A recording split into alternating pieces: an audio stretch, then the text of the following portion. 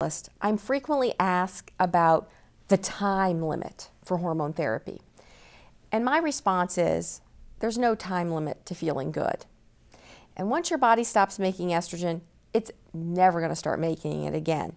And we are not currently doing ovary transplants. So people are still left with the statement, use the lowest dose for the shortest period of time, which I think increases anxiety in women because they somehow think they're taking something bad for themselves and they have to hurry up and get off. And that is not true. We always, with all medical conditions and hormonal conditions, want to use the lowest effective dose and have it periodically reevaluated, and only use it if you have an indication. So for instance, some women only have hot flashes for a few years and their bone density is fine, and they may only take systemic hormones for a few years.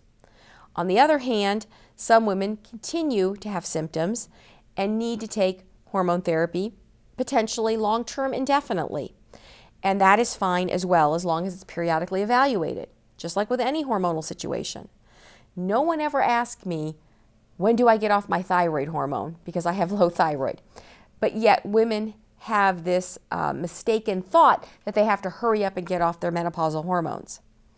If a woman stops systemic hormones, she needs her bone density checked and she needs periodic genital exams. And at least 80% of women will have some vaginal thinning if they're not on systemic or locally applied vaginal estrogen.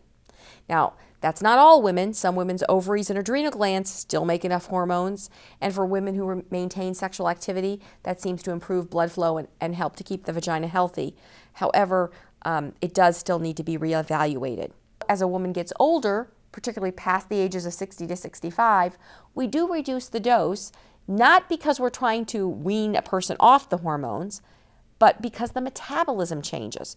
So a 65-year-old woman on a standard dose of estrogen is going to have a much higher effect on her tissues because of changes in metabolism.